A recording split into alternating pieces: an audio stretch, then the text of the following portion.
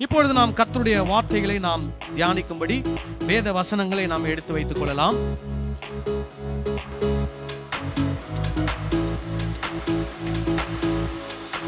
மத்தேயு 24வது அதிகாரத்துல நாம் இருக்கிறோம். மத்தேயு 24ஆம் அதிகாரத்திலே நாம் 3 கேள்விகளுக்கான பதிலை நாம் ஆராய்ச்சி செய்து பார்த்து கொண்டு வருகிறோம். என்ன கேள்வி அப்படின்னா, இவைகள் எப்பொழுது சம்பவிக்கும்? அதாவது இவைகள் எப்பொழுது சம்பவிக்கும் அப்படின்ற கேள்வி எதற்கு கேட்கிறாங்கன்னா, தேவாலயம் இடிக்கப்படும் என்று இயேசு சொல்றார். தேவாலயம் அப்படின்னா அந்த காலத்துல எருசலேமில் சாலமோன் கட்டின தேவாலயம். சாலமோன் கட்டின தேவாலயம் ஏற்கனவே ஒரு நாள் என்ன பண்ணப்பட்டது? இடிக்கப்பட்டது. அதன் பின்பு ஏரோது என்ன பண்ணுகிறார்?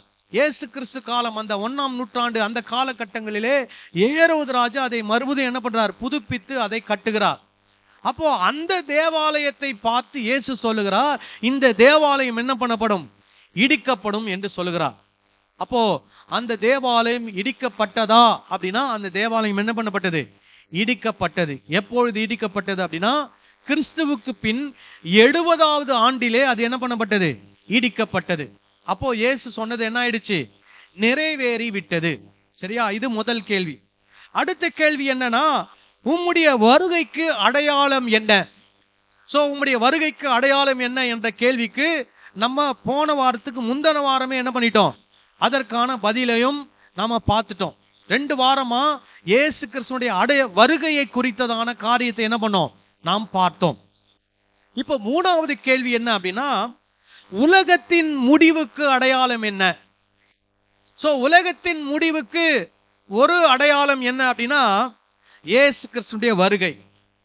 சோ இயேசு வந்துட்டா உலகம் என்ன ஆயிடும்? அதோடு என்ன ஆயிடுச்சு? முடிந்து போய் உலகத்துக்கு முடிவு வந்து விட்டது என்ற அர்த்தம். இயேசு வந்து விட்டால் உலகத்துக்கு என்ன வந்து விட்டது? முடிவு வந்து விட்டது. இயேசு எப்போ வர போறார் தெரியாது. ஆனா பகிரங்கமா வருவாரா? பகிரங்கமா வருவார். ரகசியமா வருவாரா? ரகசியமால என்ன பண்ண போறதில்ல, வர போறதில்ல. அவர் பகிரங்கமாக வானத்திலே அவர் வந்து இறங்க போகிறார்.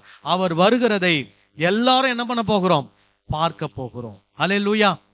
இன்றைக்கு நாம் பார்க்கக்கூடிய ஒரு விஷயம் என்னன்னா, உலகத்தின் முடிவுக்கு அடையாளம் என்ன என்பதை குறித்து தான் நாம் பார்க்க போகிறோம். இன்றைக்கு நாம் பார்க்கக்கூடிய கேள்விக்கான பதில் என்ன அப்படின்னா, உலகத்தினுடைய முடிவு எப்பொழுது உண்டாகும்? சோ இதுல 24வது அதிகாரத்துல இயேசு கிறிஸ்து இதை குறித்து என்ன பண்றாருன்னா, நமக்கு தெளிவாக அதை விளக்கி நமக்கு சொல்லுகிறார். சோ 24வது அதிகாரத்துல 4வது வசனத்திலிருந்து நாம் பார்க்க போகிறோம். சோ இன்னைக்கு வசனம் வாசிக்கிறவங்க நம்ம மத்தியில இல்ல, அதனால நானே வாசித்து உங்களுக்கு அதை குறித்து நான் சொல்லுகிறேன். 4ஆம் வசனத்திலிருந்து 13வது வசனம் வரை. சரிங்களா? அதை மட்டும் முதல்ல நான் வாசிக்கிறேன். அப்போ நீங்க அதை நல்லா கவனமா கேளுங்க. அதே மாதிரி நீங்க பைபிளை திறந்து வச்சிருந்தீங்கன்னா பைபிள் அதை நீங்க ஃபாலோ பண்ணுங்க. இயேசு அவர்களுக்கு பிரதியுத்தரமாக, ஒருவனும் உங்களை வஞ்சியாதபடிக்கு எச்சரிக்கையாயிருங்கள். ஏனெனில் அநேகர் வந்து என் நாமத்தை தரித்துக் கொண்டு நானே கிறிஸ்து என்று சொல்லி அநேகரை வஞ்சிப்பார்கள். யுத்தங்களையும் யுத்தங்களின் செய்திகளையும் கேள்விப்படுவீர்கள். கலங்காதபடி எச்சரிக்கையாயிருங்கள்.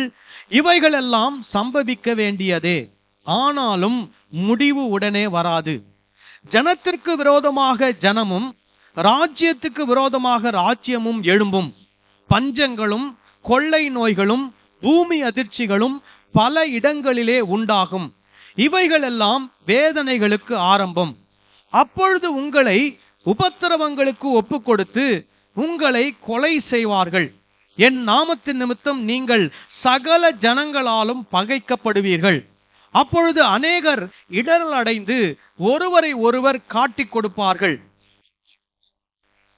கொடுத்து ஒருவரை ஒருவர் பகைப்பார்கள். அநேகம் கள்ள தீர்க்கதரிசிகளும் எழும்பி அநேகரை வஞ்சிப்பார்கள். அக்கிரமம் மிகுதியாவதினால் அநேகருடைய அன்பு தணிந்து போம். முடிவு பரியந்தம் நிலைத்திருப்பவனே ரட்சிக்கப்படுவான். ராஜ்யத்தினுடைய இந்த சுவிசேஷம் பூலோகம் எங்கும் உள்ள சகல ஜாதிகளுக்கும் சாட்சியாக பிரசங்கிக்கப்படும், அப்பொழுது முடிவு வரும். சோ இந்த காரியத்தை குறித்து தான் இயேசு என்ன பண்றாரு, உலகத்தினுடைய முடிவாக, முடிவின் அடையாளமாக என்ன பண்ணுகிறார், சொல்லி வைத்திருக்கிறார். சோ வேற எதையும் குறித்தும் அவர் என்ன பண்ணல, உலகத்தினுடைய முடிவு என்பதற்கு வேற ஒன்றையும் அவர் இந்த அதிகாரத்தில் என்ன பண்ணவில்லை, சொல்லவில்லை. இந்த இடத்திலே 4 விதமான காரியங்களை சொல்லுகிறார். அந்த 4 விதமான காரியங்களுக்கு முன்னாடி ஒரு காரியத்தை சொல்றார். என்ன சொல்றார்னா, இயேசு அவர்களுக்கு பிரதியுத்தரமாக 4வது வசனம், ஒருவனும் உங்களை வஞ்சியாதபடிக்கு எச்சரிக்கையாயிருங்கள். சோ இயேசு ஜனங்களுக்கு, சீஷர்களுக்கு சொல்லக்கூடிய ஒரு காரியம் என்ன அப்படின்னா, எச்சரிப்பு. என்ன எச்சரிப்பு? ஒருவரும் உங்களை என்ன பண்ணக்கூடாது, வஞ்சிக்க கூடாது. வஞ்சிக்கிறதுனா என்னன்னா, ஏமாற்றுவது. ஒருவரும் உங்களை என்ன பண்ணிவிடக் கூடாது, ஏமாற்றிவிடக் கூடாதபடிக்கு எப்படி இருங்கள், எச்சரிக்கையாயிருங்கள். ஏன் இயேசு இதை சொல்லி இருக்கிறார் அப்படின்னா, 1ஆம் நூற்றாண்டிலிருந்து இன்ன வரைக்குமே இயேசு கிறிஸ்துவினுடைய வருகையை பற்றி பல விதமான காரியங்கள், செய்திகள் இன்றைக்கு உலகத்திலே உலா வந்து கொண்டிருக்கிறது. இன்னைக்கு இருக்கக்கூடிய அநேக திருச்சபை மக்கள் எதுல ரொம்ப ஆர்வமா இருக்கிறாங்கன்னா, இயேசு எப்ப வரப்போறார்ன்றதை பத்தி எப்படி இருக்கிறாங்க, ரொம்ப ஆர்வமா இருக்கிறாங்க. இப்போ அந்த காலங்களிலும் சரி, இந்த காலத்திலும் சரி, இயேசு கிறிஸ்துடைய வருகையை வைத்து இன்றைக்கு பல பேர் பல கோடிகள் சம்பாதித்து கொண்டிருக்கிறார்கள். எதை பத்தி மட்டும், இயேசுடைய வருகையை பத்தி மட்டும் பேசி பேசி பேசி பேசி பல கோடிகளை என்ன பண்ணி கொண்டிருக்கிறார்கள், சம்பாதித்து கொண்டிருக்கிறார்கள். வெளிநாடுகளிலே எண்ட் டைம் மினிஸ்ட்ரிஸ் அப்படின்னு சொல்லி அந்த ஊழியங்களை செய்கிற, அதாவது கடைசி கால ஊழியம் என்று சொல்லியே ஊழியத்தை செய்து கொண்டிருக்கக்கூடிய பல ஊழியர்கள் இருக்கிறார்கள். அவருடைய ஊழியங்களுக்கு என்ன பேர் தெரியுமா, ஊழியங்களுக்கு என்ன பேர் தெரியுமா, நான் உங்களுக்கு சொல்றேன், $1,000,000 மினிஸ்ட்ரி. கோடிக்கணக்கான பணத்தை சம்பாதிக்கக்கூடிய ஊழியம் என்று அந்த ஊழியங்களுக்கு பேர். ஏன்னு கேட்டீங்கன்னா, அந்த காலத்திலும் சரி, இந்த காலத்திலும் சரி, இந்த வருகை குறித்து பேசி, ஓயாமல் பேசி பேசி பேசி பேசி புத்தகங்களை எழுதி, சீடிக்களை வெளியிட்டு, கேசட்டுகளை வெளியிட்டு, ஜனங்களிடத்திலிருந்து பல லட்சக்கணக்கான, கோடிக்கணக்கான ரூபாய்களை ஊழியர்கள் என்ன பண்ணி கொண்டிருக்கிறார்கள், சம்பாதித்து கொண்டிருக்கிறார்கள். ஏன்னா மக்கள் அதுல எப்படி இருக்கிறாங்க, ரொம்ப ஆர்வமா இருக்கிறாங்க. இப்போ இயேசு அவருடைய வாழ்க்கை இவ்வளோ வாழ்ந்திருக்கிறார். 33 வருஷம் வாழ்ந்திருக்கிறார். 3 வருஷம் ஊழியம் செய்திருக்கிறார். 3 வருஷ ஊழியத்துல நிறைய காரியங்களை பத்தி பேசியிருக்கிறார். ஆனா மத்தேயு 24 மட்டும்தான் எதை பத்தி பேசியிருக்கிறார், அவருடைய வருகை பத்தி. கொஞ்சம் தான் அவங்க கேட்டதுனால அவங்களுக்கு என்ன பண்றாரு, இது அவரா வாலண்டியரா அவங்களுக்கு சொல்லல. நிறைய புரிஞ்சுக்கணும், நிறைய விஷயங்கள். அதாவது இயேசுவா கற்றுக் கொடுத்த விஷயம் நிறைய இருக்குது. இயேசுவா எதெல்லாம் மக்களுக்கு முக்கியம் நினைச்சாரோ அதெல்லாம் என்ன பண்ணாரு, கற்றுக் கொடுத்தார். ஆனால் மக்களா நிறைய விஷயங்களை கேள்வி கேட்கிறாங்க. அவங்க கேள்வி கேட்கும் போது அந்த கேள்விக்கு அவர் என்ன பண்றாரு, பதில் சொல்லுகிறார். அது அவருடைய விருப்பம் அல்ல, அவங்க கேட்டதனால் அவங்களுக்கு என்ன பண்றாரு, சொல்றார்.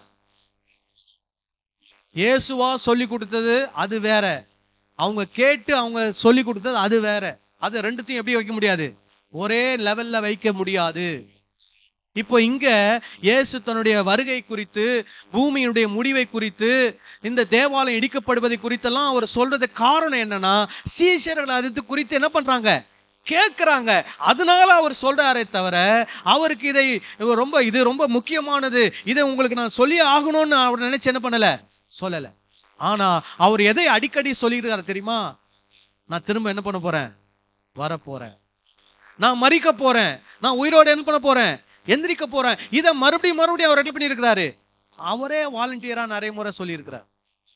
அவருடைய வருகை குறித்து அவர் என்ன பண்ணியிருக்கிறாரு, சொல்லி இருக்கிறார். அல்லேலூயா. இப்போ இந்த இடத்துல உலகத்தினுடைய முடிவை குறித்து அவர்கள் கேட்கிறார்கள். அவருடைய உலகத்தின் முடிவை குறித்து அவங்களுக்கு என்ன பண்றாரு சொல்றாரு. அப்போ முதல்ல சொல்லுது, நிறைய பேர் எழும்புவாங்க, நிறைய பேர் என்னுடைய வருகையை பற்றி நிறைய விஷயங்களை என்ன பண்ணுவாங்க சொல்லுவாங்க. ஆனா நீங்க எப்படி இருக்கணும்? எச்சரிக்கையாக இருக்கணும். அல்லேலூயா. ஏன் எச்சரிக்கையா இருக்கணும் அப்படின்னா, நீங்க எதை மட்டும்தான் நம்பணும் தெரியுமா? எதை மட்டும்தான் நம்பணும்? இயேசு என்ன சொல்லியிருக்கிறோம் அதை மட்டும்தான் நம்பணும். இயேசு சொல்லாத வேற எதையும் யார் சொன்னாலும் அதை என்ன பண்ணக்கூடாது? நம்ப கூடாது. நீங்க இயேசு சொல்லாத விஷயங்கள் இன்றைக்கு அநேக ஊழியர்களால் என்ன பண்ணப்பட்டு கொண்டிருக்கிறது? சொல்லப்பட்டு கொண்டிருக்கிறது. கேட்டா அவங்க என்ன தெரியுமா சொல்றாங்க? இந்த கணக்கு அந்த கணக்கு எபிரேய மொழியிலிருந்து நாங்க எடுத்திருக்கிறோம், அந்த கணக்குல இருந்து எடுத்துக்கிறோம், இந்த கேலண்டர்ல இருந்து எடுத்திருக்கிறோம், இதனுடைய அடிப்படையில சொல்றோம், அதனுடைய அடிப்படையில சொல்றோம். இந்த வசனத்துல ஒரு ரகசிய ஒரு கீ ஒண்ணு இருக்குது, ஒரு ரகசிய சாவி வச்சிருக்கிறாரு இயேசு, அந்த சாவியை நாங்க திறந்துட்டோம், அதனால எங்களுக்கு எல்லாம் தெரியும் அப்படின்னு சொல்லுவாங்க. அது எல்லாமே என்னது? ஜனங்களை ஏமாற்றுகிற காரியம். ஒரு ஊழியக்காரரா உங்க ஆத்மாவுக்கு பொறுப்புள்ள ஒரு ஆளா நான் சொல்றேன், இயேசு சீக்கிரமா என்ன பண்ண போறார்? வரப்போறார். எப்போ வரப்போறாங்க நமக்கு தெரியாது. ஆனா இயேசுவை விசுவாசிக்கிற ஒவ்வொருவரும் அவரோடு என்ன பண்ணப்பட்டிருக்கிறோம்? இணைக்கப்பட்டிருக்கிறோம். இப்பொழுதே இணைக்கப்பட்டிருக்கிறோம். அப்போ அவர் வரும்போது என்ன பண்ணுவோம்? தொடர்ந்து அவரோடு என்ன பண்ணுவோம்? இணைக்கப்படுவோம். அதுல எந்த சந்தேகமும் இல்லை. அதனால இயேசு எப்ப வரப்போறார் என்பதில் நாம் ரொம்ப ஆர்வம் காட்ட வேண்டிய அவசியம் இல்லை. ஆனால் அதை பற்றி தெரிந்து கொள்ள வேண்டுமா? தெரிந்து கொள்ள வேண்டும். எங்க இருக்குது? மத்தேயு 24வது அதிகாரத்தில் இருக்கிறது. உலகத்தினுடைய முடிவு பற்றி தெரிந்து கொள்ளலாம், தெரிந்து கொள்ளுங்கள். ஆனால் அது ரொம்ப முக்கியமானது இல்லை. ஏன்னா உலகம் அழிஞ்சா என்ன, அழியல்னா என்ன? நாம யாரோடு இணைக்கப்பட போகிறோம்? தேவனோடு இணைக்கப்பட போகிறோம். நான் சொல்றது உங்களுக்கு புரியுதா? சீரியஸ்னஸ் எது ரொம்ப முக்கியம் அதை நாம் கவனிக்க வேண்டும். சரி, இப்போ இங்க சொல்றதுல இயேசு முதல்ல என்ன சொல்லிட்டாரு? நீங்க உங்களை ஏமாத்துறதுக்கு பல பேர் இருக்கிறாங்க, அதனால என்ன பண்றாரு? ஏமாந்து போயிடாதீங்கன்னு இயேசு முதல்ல உங்களை என்ன பண்றாரு? எச்சரிக்கிறார். சரி, எப்படிலாம் ஏமாத்தப்படுறாங்க ஜனங்க அப்படின்னா, முதல்ல சொல்றாரு, ஏனெனில் அநேகர் வந்து என் நாமத்தை தரித்து கொண்டு நானே கிறிஸ்து என்று சொல்லி அநேகரை வஞ்சிப்பார்கள். சோ முதல்ல எதனால நம்ம ஏமாத்தப்படுவோம் அப்படின்னா, ஒரு சிலர் வந்து என்ன சொல்லுவாங்களாம்? நானே கிறிஸ்து என்று சொல்வார்கள். சொல்லியிருக்கிறாங்களா அந்த மாதிரி? உலக வரலாறுல ஏகப்பட்ட பேர் அந்த மாதிரி சொல்லியிருக்கிறாங்க.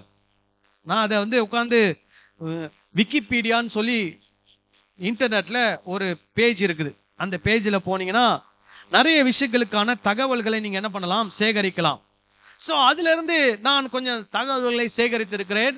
அது ஓரளவுக்கு நம்பகமானது, நம்பகமானது. அதே மாதிரி நான் இப்போ சொல்லக்கூடிய தகவல் வந்து எப்படின்னா, ரொம்ப அக்யூரட்டான தகவல் கிடையாது, ஒரு ஏறக்குறைய அல்லது ஒரு குத்து மதிப்பா அப்படின்னு எடுத்துக்கலாம். சரியா? அதனால முன்கூட்டி இதெல்லாம் நான் சொல்லிடுறேன்.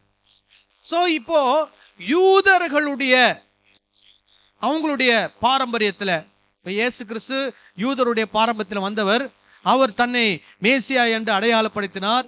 அவர் இந்த உலகத்திலே வாழ்ந்தார், அவர் மரித்தார், உயிரோடு எழுந்தார். இன்றைக்கு மீண்டும் அவர் என்ன பண்ண போறார்? வரப்போகிறார். அதை அநேக யூதர்கள் விசுவாசித்தார்கள், யூதர் அல்லாதவர்கள் அநேகர் விசுவாசித்திருக்கிறார்கள். இன்றைக்கு 2000 காலமாக அநேகர் இந்த உலகத்திலே விசுவாசித்து அந்த இயேசுவை தங்களுடைய தெய்வமாக என்ன பண்ணிருக்கிறார்கள்? விசுவாசித்திருக்கிறார்கள். இன்றைக்கு நாமும் இங்கே அமர்ந்து கொண்டு இயேசுவை விசுவாசித்தவர்களாய் இயேசு கிறிஸ்துவினுடைய வார்த்தைகளை என்ன பண்ணி கொண்டிருக்கிறோம்? கேட்டுக்கொண்டிருக்கிறோம். இப்போ யூதர்கள்ல இயேசுவை தவிர்த்து யூதர்கள் மத்தியில கிட்டத்தட்ட ஒரு 5 பேர் என்ன சொல்லியிருக்கிறாங்கன்னா, நான் தான் மேசியான்னு சொல்லியிருக்கிறாங்க. நான் தான் கிறிஸ்து என்று சொன்னவர்கள் எத்தனை பேர் இருக்கிறாங்க? 5 பேர் இருக்கிறாங்க. அதை விட்டுருங்க, இது வந்து யூதர்கள்ல சொன்னவங்க. சரி, இயேசு கிறிஸ்துவுக்கு அப்புறம் கிறிஸ்தவம் உலகத்துல என்ன ஆனது? பறந்து விரிந்தது. நிறைய பேர் இயேசு கிறிஸ்துவை கிறிஸ்தவர்களாக மாறினார்கள். அந்த கிறிஸ்தவத்துல எத்தனை பேர் இயேசு நான் தான் மேசியா என்று எத்தனை பேர் சொல்லியிருக்கிறாங்க அப்படின்னா, கிட்டத்தட்ட 9 பேர் என்ன பண்ணியிருக்கிறாங்கன்னா, நான் தான் மேசியா என்று சொல்லியிருக்கிறார்கள். இதெல்லாம் உலக வரலாறுல இருந்த காரியங்கள், செயல்பட்ட காரியங்கள், அவங்களுடைய பேரு முதற்கொண்டு எல்லாமே நம்ம கிட்ட என்ன பண்றது இருக்கிறது.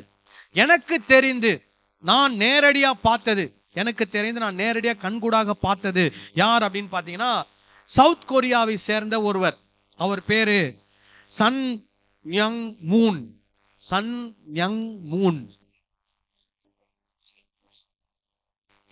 கேள்விப்பட்டிருக்கிறீங்களா?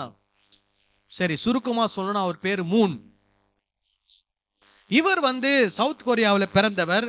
இவர் என்ன சொல்றாருன்னா, நான் யார்னா மேசியா, நான் தான்.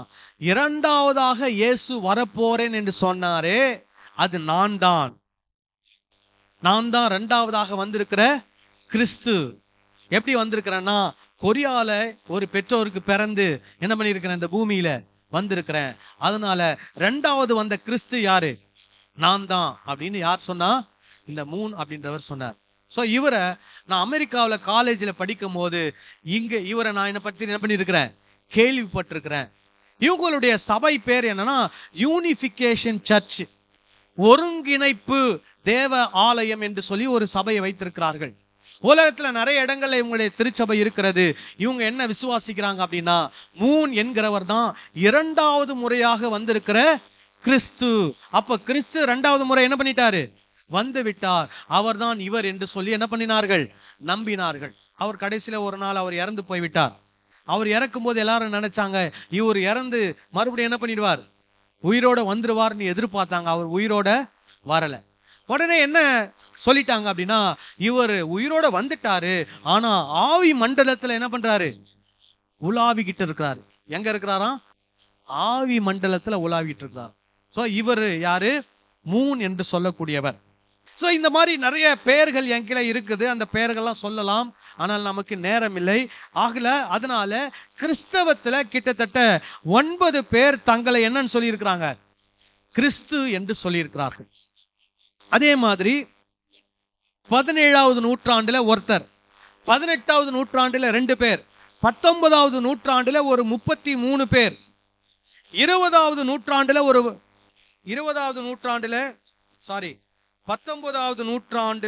8 பேர், 20வது நூற்றாண்டுல 33 பேர், 21வது நூற்றாண்டுல ஒரு 12 பேர். 21ஆம் நூற்றாண்டுனா இந்த 2000க்கு அப்புறம் ஒரு 12 பேர் என்ன பண்ணிருக்கிறாங்களாம், தங்களை என்னன்னு சொல்லி இருக்கிறாங்க, கிறிஸ்து என்று சொல்லி இருக்கிறாங்க. எதுக்கப்புறம், 2000க்கு அப்புறம். இந்த 2025 இந்த 25 வருஷத்துல எத்தனை பேர் சொல்லி இருக்கிறாங்க தங்களை கிறிஸ்துன்னு? 12 பேர் சொல்லி இருக்கிறாங்க. அதுல கிட்டத்தட்ட ஒரு 7-8 பேர் என்ன பண்றாங்க, உயிரோடு இருக்கிறாங்க. அதுல தன்னை கிறிஸ்து என்று சொல்லக்கூடியதுல தமிழ்நாட்டை சேர்ந்தவர் கூட ஒருத்தர் இருக்கிறார். அவர் கூட தன்னை என்னன்னு சொல்லி இருக்கிறாரு, கிறிஸ்து என்று சொல்லி இருக்கிறார். I am Messiah, I am Christ என்று சொல்லி இருக்கிறார். அப்போ இயேசு கிறிஸ்து காலத்துக்கு பிறகு இதெல்லாம் நீங்க கணக்கு பண்ணி பாத்தீங்கன்னா கிட்டத்தட்ட ஒரு 50-60 பேருக்கு மேல தன்னை என்னன்னு சொல்லி இருக்கிறாங்க, மேசியா, கிறிஸ்து என்று சொல்லி இருக்கிறார்கள்.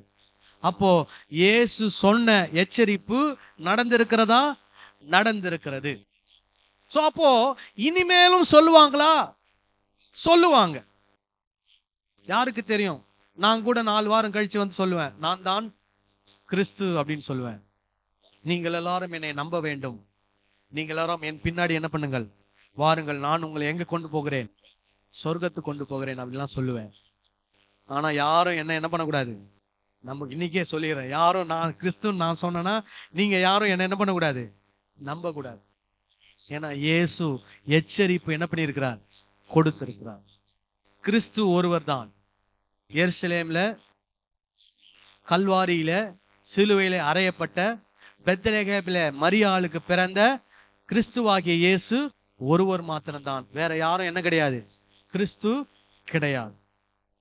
சரி, அநேகர் தங்களை என்னன்னு சொல்லுவாங்க, கிறிஸ்து அப்படின்னு சொல்லுவாங்க. சோ இதை குறித்து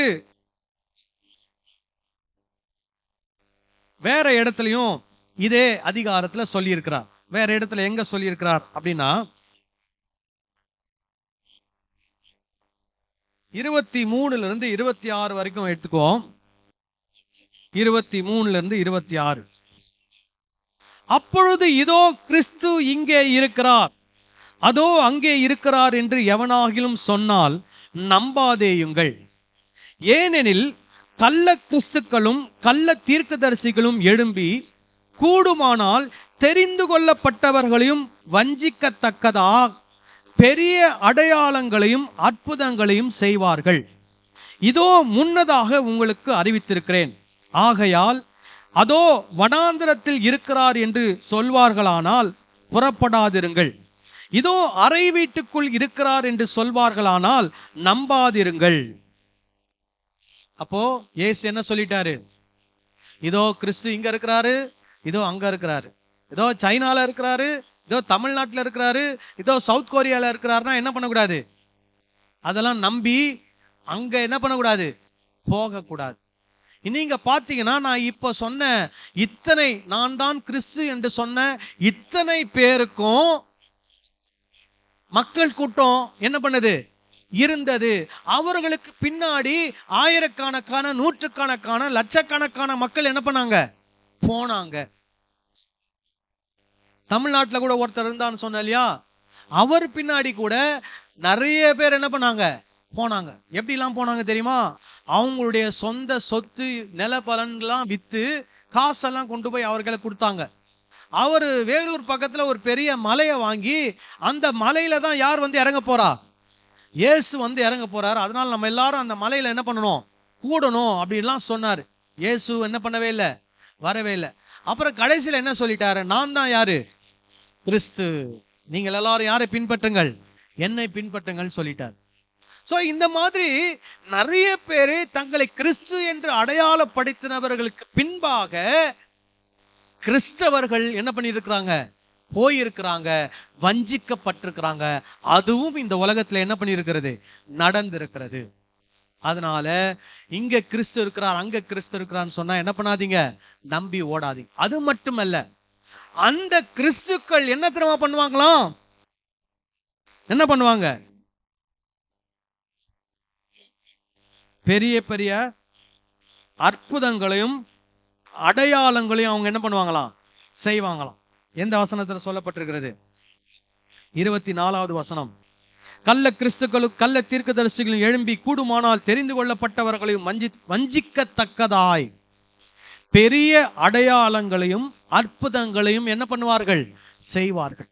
இன்றைக்கு நிறைய கிறிஸ்தவங்களுக்கு அற்புதங்கள் அடையாளங்கள் தான் என்னது? ரொம்ப பெருசு.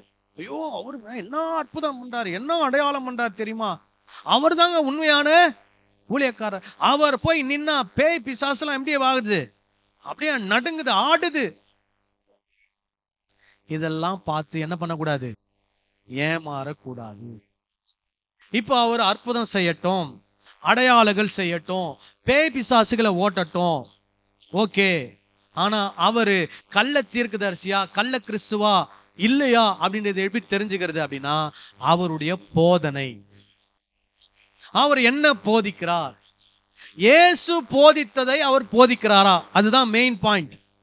பைபிள்ல நிறைய விஷயங்கள் இருக்கிறது, பழைய ஏற்பாடு இருக்கிறது, புதிய ஏற்பாடு இருக்கிறது, எத்தனையோ காரியங்கள் இருக்கிறது.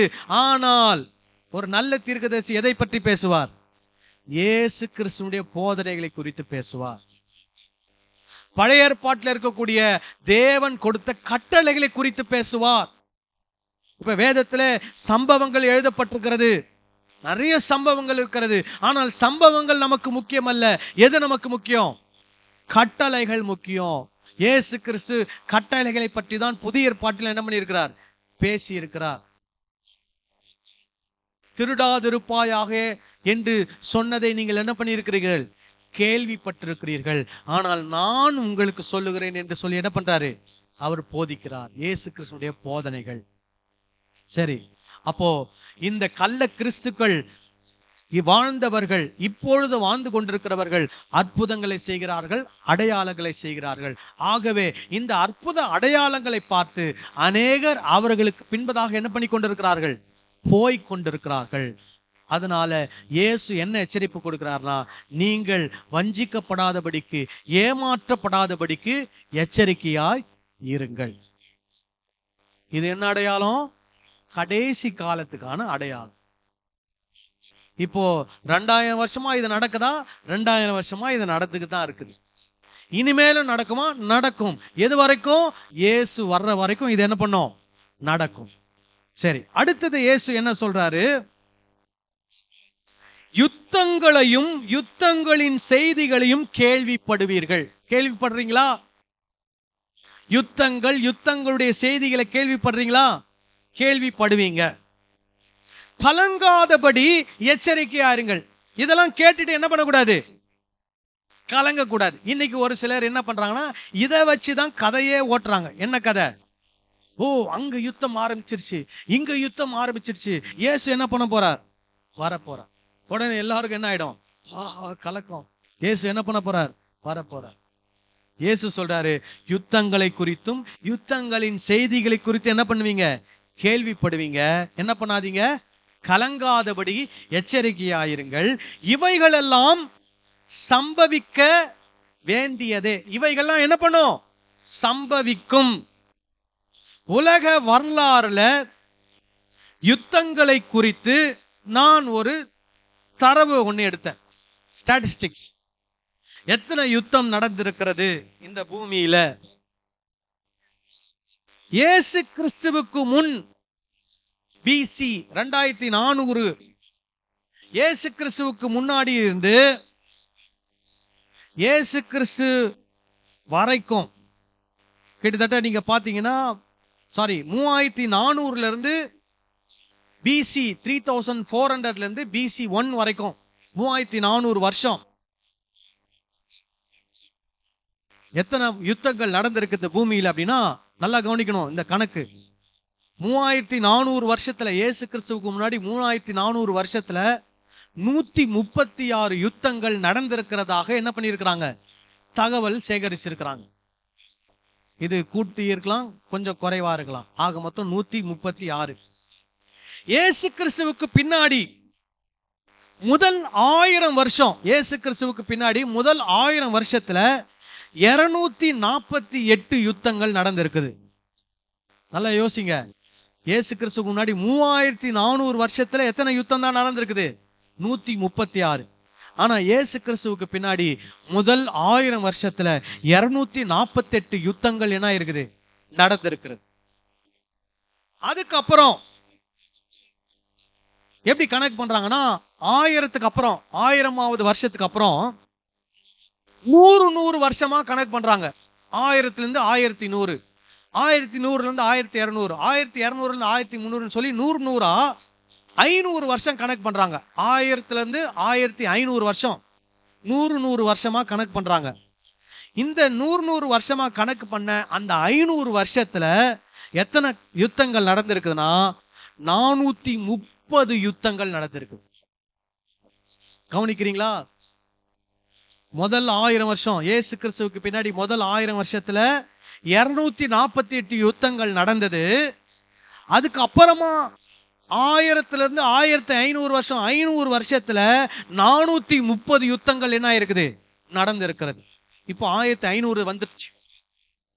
இப்போ 1500க்கு அப்புறமா 1800 வருஷம் வரைக்கும் 300 வருஷங்கள், 1600, 1700, 1800, இந்த 300, இந்த இதுல இருக்கக்கூடிய வருஷங்கள் 300 வருஷங்கள்ல எத்தனை யுத்தங்கள் நடந்திருக்குன்னா 521 யுத்தங்கள் நடந்திருக்கு.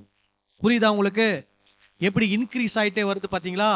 3400 வருஷத்துல இருந்தது 136, 1000 வருஷத்துல நடந்தது 248, 500 வருஷத்துல நடந்தது 430, அடுத்த 300 வருஷத்துல நடந்தது 521. 300க்கு அப்புறமா 100 கணக்கு பண்றாங்க. 2 100.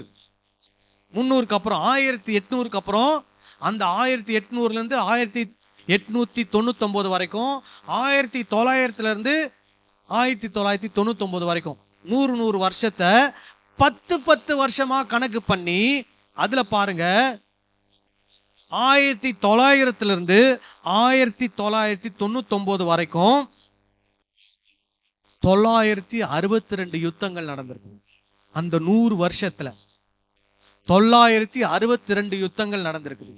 இந்த 1900 1999 வரைக்கும் 962 வார்ஸ். இதுலதான் வேர்ல்டு வார் 1 வேர்ல்டு வார் 2 நடந்திருக்குது. உலக மகா யுத்தம் 1 உலக மகா யுத்தம் 2 நடந்திருக்கு. இப்போ 2000 வருஷம் முடிஞ்சிருச்சு. இப்போ 2000 இருந்து இந்த 25 வருஷத்துல 155 யுத்தங்கள் நடந்திருக்கிறது. எத்தனை யுத்தங்கள்? 155. இந்த 25 வருஷத்துல, இந்த நூற்றாண்டு முடியணும், இன்னும் 75 வருஷம் இருக்குது. இது வரைக்குமே 155 யுத்தங்கள் என்ன இருக்குது? நடந்திருக்குது. அதுல 155ல 22 இன்னைக்கும் நடந்துகிட்டு இருக்கு. 22 யுத்தங்கள் இன்னைக்கும் நடந்துகிட்டு இருக்கு. அதனால இயேசு சொல்றாரு, இது என்னது? இது என்ன பண்ணும்? யுத்தங்களையும் யுத்தங்களின் செய்திகளையும் கேள்விப்படுவீர்கள், கலங்காதபடிக்கு எச்சரிக்கையாருங்கள், இவைகளெல்லாம் சம்பவிக்க வேண்டியதே. அதனால இன்னும் நிறைய யுத்தங்களை பத்தி என்ன பண்ணலாம்? கேள்விப்படலாம். இந்த யுத்தங்களை பத்தி கேள்விப்படுறத வச்சு இயேசு கிறிஸ்துடைய வருகைக்கோ உலகத்தின் முடிவுக்கோ நீங்க என்ன பண்ணக்கூடாது? வரக்கூடாது. இதெல்லாம் என்ன பண்ணுமா? சம்பவிக்கும். சொல்றது விளங்குச்சா? சரி, அடுத்தது, ஆனாலும் முடிவு உடனே வராது. ஜனத்துக்கு விரோதமாய் ஜனமும் ராஜ்யத்துக்கு விரோதமாய் ராஜ்யமும் எழும்பும். சோ யுத்தங்கள் இதனாலதான். ஜனம் எழும்புறது, ராஜ்யம் எழும்புறது தான் என்னது? யுத்தம். நீங்க யுத்தம் அப்படின்னு நான் கணக்கு எடுக்கும் போது ஒரு நாட்டுக்கு இன்னொரு நாட்டுக்கும் நடந்தது, ஒரு நாட்டுக்குள்ளேயே நடந்தது. ரெண்டுத்தையும் சேர்த்து தான் என்ன பண்ணிருக்கிறேன்? கணக்கு பண்ணி சொல்லியிருக்கிறேன். சரி, அடுத்தது என்ன சொல்றாரு? பஞ்சங்களும் கொள்ளை நோய்களும் பூமி அதிர்ச்சிகளும் பல இடங்களில் உண்டாகும்.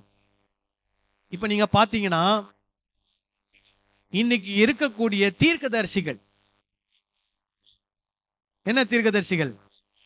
ஜனவரி 1ஆம் தேதி ஆனா சிலர் வந்துருவாங்க, பைபிளை தூக்கிட்டு வந்துருவாங்க, ஸ்டேஜ் மேல நின்றுட்டு, நான் 40 நாள் ஜெபம் பண்ணினேன், நான் 20 நாள் உபவாசம் பண்ணினேன், கர்த்தர் எனக்கு இதையெல்லாம் படம் போட்டு காண்பித்தார். அவங்களுடைய தீர்க்க தரிசனத்துல 95% எதை பத்தி தெரியுமா? பஞ்சங்கள் வரும், கொள்ளை நோய்கள் வரும், பூமி அதிர்ச்சிகள் உண்டாகும், யுத்தங்கள் நேரிடும். இதெல்லாம் ஏற்கனவே இயேசு என்ன பண்ணிட்டாரு? சொல்லிட்டார். இவங்க இயேசு சொன்னதையே வருஷம் என்ன பண்ணுவாங்க? சொல்லுவாங்க. அதுக்கு என்ன பேரு? என்ன பேரு? தீர்க்க தரிசனம். அதுக்கு இவங்க எத்தனை நாள் உபவாசம் பண்ணியிருக்கிறாங்க? 40 நாள் உபவாசம் பண்ணியிருக்காங்க.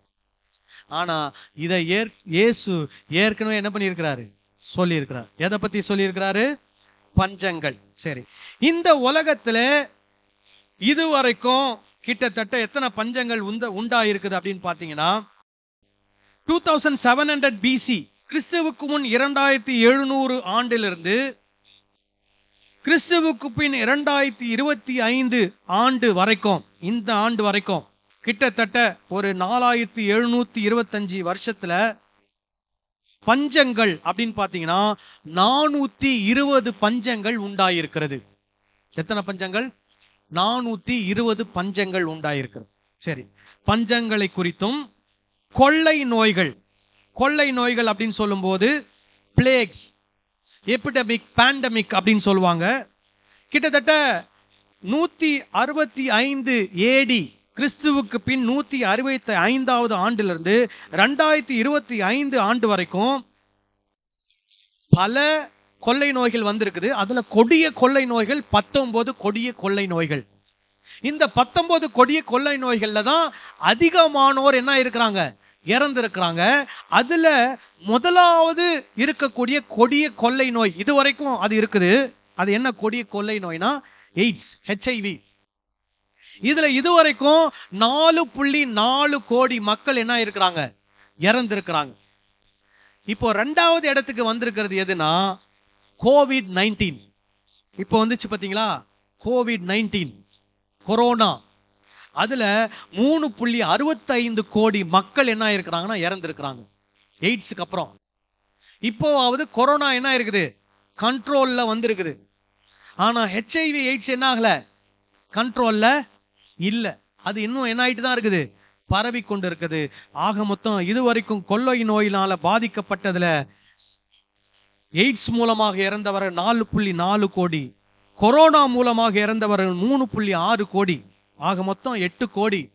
அதை தவிர்த்து இருக்கக்கூடிய பல கொள்ளை நோயின் மூலமா இறந்தவர்கள் அநேகர் இறந்திருக்கிறார்கள். சரி, கொள்ளை நோய்கள். அடுத்தது என்னது? பூமி அதிர்ச்சிகள். கடந்த 28ஆம் தேதி, இன்னைக்கு என்ன தேதி? 30ஆம் தேதி. 30க்கு முன்னாடி 29, 29க்கு முன்னாடி 28, 28ஆம் தேதி கூட ஒரு பூமி அதிர்ச்சி இந்த பூமியிலே என்னாச்சு வந்தது. பர்மாவிலே மியான்மார் என்று சொல்லக்கூடிய ஒரு இடத்துல ஒரு பெரிய பூமி அதிர்ச்சி என்னாச்சு உண்டாகி பெரிய ஒரு பில்டிங் என்ன ஆயிடுச்சான், இடிந்து விழுந்து இன்னைக்கு பல ஆயிரக்கணக்கான மக்கள் இறந்து போய்விட்டார்கள். அந்த இடர்பாடுகளில் என்ன பண்ணி கொண்டிருக்கிறார்கள், சிக்கி தவித்து கொண்டிருக்கிறார்கள். நான் எப்ப சொல்றேன்? 2 நாளைக்கு முன்னாடி நடந்தது சொல்றேன். இப்ப நீங்க பாத்தீங்கன்னா அதுலயும் நான் உங்களுக்கு கணக்கு சொல்றேன் பாருங்க. முதல் 1000 வருஷத்துக்கு, அதாவது கிறிஸ்துவுக்கு முன்னாடி 2000 வருஷம், கிறிஸ்துவுக்கு பின்னாடி 1000 வருஷம், மொத்தம் 3000 வருஷத்துல 27 பூமி அதிர்ச்சிகள் மட்டும் உண்டாயிருக்கிறது.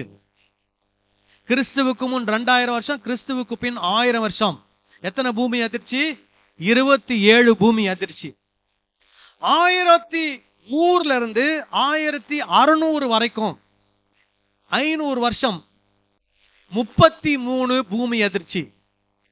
3000 வருஷத்துல 27, அதுக்கப்புறம் 500 வருஷத்துல 33, அதுக்கப்புறம் 100 வருஷத்துல 24, அதுக்கப்புறம் 100 வருஷத்துல 35, அதுக்கப்புறம் 100 வருஷத்துல 66, அதுக்கப்புறம் 100 வருஷம் 1900 இருந்து 2000, 1900 இருந்து 2000, அந்த 100 வருஷத்துல 378 பூமி அதிர்ச்சிகள் உண்டாயிருக்கிறது.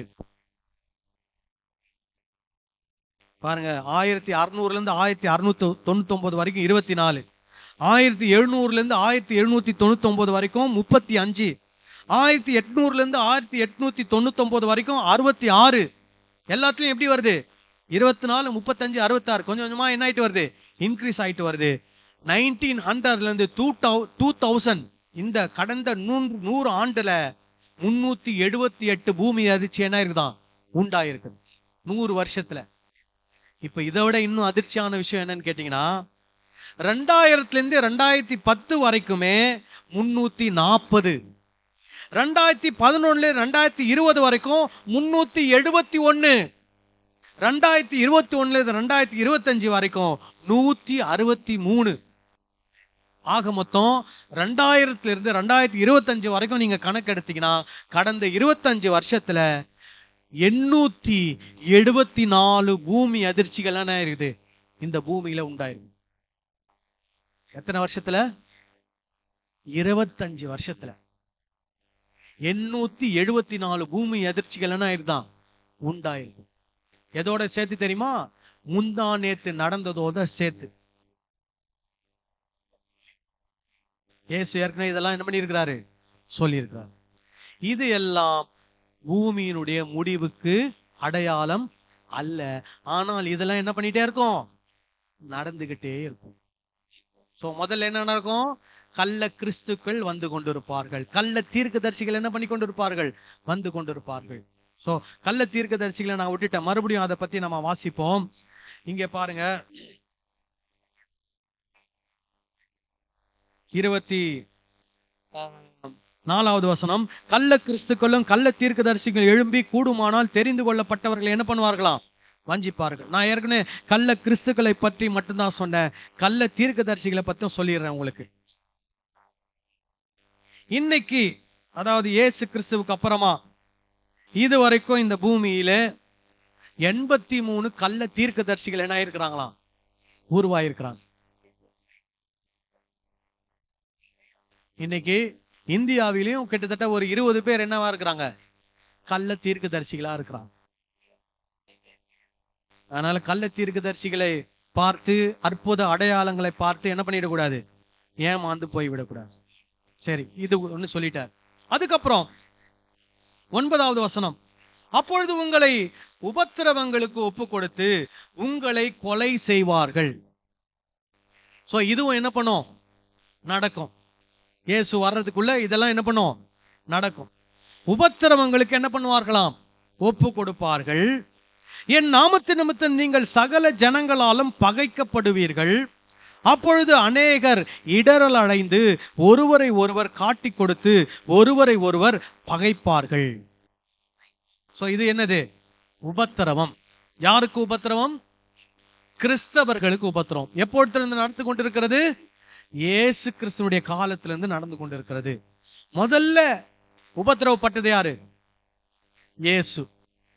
அதை தொடர்ந்து யாக்கோபு, ஸ்தேவான், பவுல், பேதுரு இப்படி போன்ற எல்லா அப்போஸ்தலர்களும் என்ன பண்ணப்பட்டார்கள்? உபத்திரவப்படுத்தப்பட்டு கொல்லப்பட்டார்கள். இன்றைய காலகட்டம் வரைக்கும் இன்றைக்கு உலகம் அனைத்திலும், உலகம் முழுவதிலும் கிறிஸ்தவர்கள் என்ன பண்ணப்படுகிறார்கள்? உபத்திரவப்படுத்தப்படுகிறார்கள், கொல்லப்படுகிறார்கள். அதுவும் என்ன பண்ணி கொண்டுதான் இருக்கிறது? நடந்து கொண்டுதான் இருக்கு. சிலர் என்ன தெரியுமா சொல்லிட்டாங்க? ஐயோ, இந்த டைம்ல உபத்திரவம் ஜாஸ்தியா இருக்குது, உடனே இயேசு என்ன பண்ண போறார்? வரப்போறார். இந்த டைம்ல உபத்திரவம் கம்மியா இருக்குது, அதனால இயேசு என்ன பண்ண மாட்டார்? வரமாட்டார். அப்படிலாம் கிடையாது. இயேசு வரப்போகிறார். ஆனால் அது வரைக்கும் எது நடந்து கொண்டிருக்கும்? உபத்திரவமும் நடந்து கொண்டிருக்கும். அதுக்கப்புறமா இங்க சொல்றாரு, அநேக கள்ள தீர்க்கதரிசிகளும் எழும்பி அநேகரை என்ன பண்ணுவார்கள்? வஞ்சிப்பார்கள். அதை குறித்து நான் சொல்லிட்டேன். அப்புறம் அக்கிரமம் மிகுதியாவதனால் அநேகருடைய அன்பு என்ன பண்ணுமாம்? தனிந்து போம். இப்போ நம்ம நினைக்கிறோம் இந்த 2025 அக்கிரமம் என்ன ஆயிடுச்சு? மிகுதி ஆயிடுச்சு நினைக்கிறோம். அப்படி அல்ல. 1ஆம் நூற்றாண்டிலிருந்து அக்கிரமம் என்ன ஆயிட்டு இருக்குது? மிகுதி ஆயிக்கொண்டுதான் இருக்கிறது. அநேகருடைய அன்பு என்ன பண்ணி கொண்டிருக்கிறது? தனிந்து போய் கொண்டிருக்கிறது. அப்புறம் சொல்றாரு, ராஜ்யத்தினுடைய இந்த சுவிசேஷம் பூலோகம் எங்கும் உள்ள சகல ஜாதிகளுக்கும் சாட்சியாக என்ன பண்ணப்படும்? பிரசங்கிக்கப்படும். அப்பொழுது முடிவு வரும். இதை எல்லாரும் எப்படி எடுத்துக்கிறாங்கன்னா, அப்போ இப்போ ராஜ்யத்தின் சுவிசேஷம் என்ன பண்ணப்படுது? பிரசங்கிக்கப்படுது. கடைசி ஆளுக்கு பிரசங்கிக்க உடனே இயேசு என்ன பண்ணிடுவாரு? வந்துடுவார். அந்த மாதிரி கடைசி ஆளை தேடி எல்லாம் போய் என்ன பண்ண முடியாது? ராஜ்யத்தின் சுவிசேஷத்தை பிரசங்கிக்க முடியாது. இயேசு என்ன சொல்ல வரார்னா, ராஜ்யத்தின் சுவிசேஷம் தொடர்ந்து என்ன பண்ணப்பட்டு கொண்டே இருக்கும்? பிரசங்கிக்கப்பட்டு கொண்டே இருக்கும். சோ இதுல ராஜ்யத்தின் சுவிசேஷத்தை மட்டும் நம்ம பார்க்க கூடாது. எதுல இருந்து பார்க்கணும்? 1ஆவதுல இருந்து பார்க்கணும். என்ன பார்க்கணும்? எல்லாரும் இந்த உலகத்துல என்ன பண்ணப்படுவாங்க? இயேசுடைய வருகை வைத்து ஏமாற்றப்பட்டு கொண்டிருப்பார்கள். எப்படி ஏமாற்றப்படுவார்கள்? கள்ள கிறிஸ்துக்களினாலே, கள்ள தீர்க்கதரிசினாலே என்ன பண்ணப்படுவார்கள்? ஏமாற்றப்படுவார்கள். அப்புறம் அழிவுகளை குறித்த காரியங்கள். அழிவு என்று சொல்லும் போது தானாக ஏற்படக்கூடிய அழிவு அல்லது மனிதர்களாக ஏற்படுத்தக்கூடிய அழிவு. யுத்தங்கள் மனிதர்களாக ஏற்படுத்தக்கூடிய அழிவு, பூமி அதிர்ச்சிகள், அப்புறம் கொள்ளை நோய்கள், பஞ்சங்கள் எல்லாம் ஒண்ணு மனுஷங்க ஏற்படுத்துறது, இன்னொன்னு தானாக நடக்கிறது. அப்ப அழிவுகள் என்ன பண்ணும்? நடக்கும். அடுத்தது என்ன சொல்றாரு? உபத்திரவம் என்ன பண்ணும்? நடக்கும். அடுத்தது என்ன சொல்றாரு? ராஜ்யத்தின் சுவிசேஷம் என்ன பண்ணப்படும்? பிரசங்கிக்கப்படும். இந்த 4 காரியங்களும் தொடர்ந்து என்ன பண்ணிக்கொண்டே இருக்கும்? நடந்து கொண்டே இருக்கும். அப்புறம் என்ன வரும்? ஒரு நாள் முடிவு வரும். இப்ப நீங்க இந்த வரலாறு எடுத்து பார்த்தீங்கன்னா இந்த 4 காரியமும் என்ன பண்ணிக்கொண்டே இருக்கிறது? நடந்து கொண்டே இருக்கிறது. நீங்க நினைக்கலாம் ராஜ்யத்தின் சுவிசேஷம் இன்னும் பிரசங்கிக்கப்படவில்லை என்று நீங்க நினைக்கலாம். ஆனால் ராஜ்யத்தின் சுவிசேஷம் 1ஆம் நூற்றாண்டிலேயே உலகம் அனைத்திற்கும் என்ன பண்ணப்பட்டு விட்டது? பிரசங்கிக்கப்பட்டு விட்டது. உலகம் அனைத்திற்கும் என்று சொல்லும் போது 1ஆம் நூற்றாண்டிலே இருந்த கிறிஸ்தவர்கள், சீஷர்கள், அப்போஸ்தலர்கள், அவர்களுக்கு எது உலகமாக இருந்ததோ அந்த உலகத்திலே எங்கெல்லாம் அவர்களுக்கு மக்கள் வாழ்ந்ததாக தெரிந்ததோ எல்லா இடத்திலையும் போய் அவங்க என்ன பண்ணிட்டாங்க? சுவிசேஷத்தை அறிவித்து விட்டார்கள். அந்த நாள்ல இருந்து இன்னைக்கும் என்ன பண்ணப்பட்டிருக்குது? சுவிசேஷம் அறிவிக்கப்பட்டு கொண்டே இருக்கிறது. ஒருவேளை ராஜ்யத்தின் சுவிசேஷம் அறிவிக்கப்படும் அப்பொழுது முடிவு உண்டாகும் நீங்க சொன்னீங்கன்னா 1ஆம் நூற்றாண்டில் என்ன வந்திருக்கணும்? முடிவு உண்டாயிருக்கணும். ஆனா 1ஆம் நூற்றாண்டுல முடிவு என்ன ஆகல? உண்டாகவில்லை. அப்படின்னா என்ன அர்த்தம்? இன்னும் ராஜ்யத்தின் சுவிசேஷம் என்ன பண்ணப்படும்? பிரசங்கிக்கப்படும். முடிவு எப்போ வரும்? ஒரு நாள் வரும். அல்லேலூயா. அப்ப இயேசு இதெல்லாம் ஏன் சொல்றார் அப்படின்னா, இதெல்லாம் நடந்து கொண்டே என்ன பண்ணும்? இருக்கும். சிலர் என்ன சொல்றாங்கன்னா, இது நடந்துருச்சு உடனே இயேசு வரப்போறார், அது நடந்துருச்சு முடிவு வரப்போகுது, இது நடந்த உடனே என்ன பண்ணணும்? முடிவு வந்துடும். பாத்தீங்கன்னா யுக்ரைனுக்கும் ரஷ்யாவுக்கும் யுத்தம் வந்துருச்சு. இப்ப என்ன வரப்போகுது? 3வது உலக யுத்தம் வரப்போகுது. உலகம் என்ன பண்ண போகுது? முடிய போகுதுன்னு சொன்னாங்க. உலகம் முடிஞ்சிருச்சா? இல்ல. அப்புறம் என்ன சொல்றாங்க? இஸ்ரேலுக்கும் பாலஸ்தீனத்துக்கும் சண்டை வந்துருச்சு, இஸ்ரேலுக்கும் ஈரானுக்கும் சண்டை வந்துருச்சு, இஸ்ரேலுக்கும் ஹிஸ்புல்லாவுக்கும் சண்டை வந்துருச்சு, உலகம் என்ன பண்ண போகுது? முடிய போகுது. உடனே சில பிரசங்கியார் அதை வச்சு பேச ஆரம்பிச்சிட்டாங்க. உலகம் முடிஞ்சிருச்சா? இல்ல. இதை விட இன்னும் நிறைய விஷயங்கள் என்ன பண்ண போகுது? எதிர்காலங்களில நடக்கத்தான் போகிறது. நிறைய பஞ்சங்கள் வரத்தான் போகிறது, நிறைய கொள்ளை நோய்கள் வரத்தான் போகிறது, நிறைய அழிவுகள் வரத்தான் போகிறது. ஆனால் முடிவு உடனே என்ன பண்ண போறதில்ல? வரப்போறதில்ல. இயேசு வந்தால் தான் என்ன வரப்போகுது? முடிவு வரும். இயேசு வரப்போறாரா? வரப்போறார்.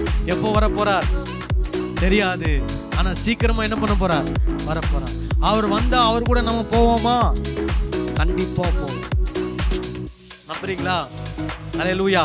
நம்மளாம் எழுந்து நின்று நாம் ஜெபம் செய்யலாம்.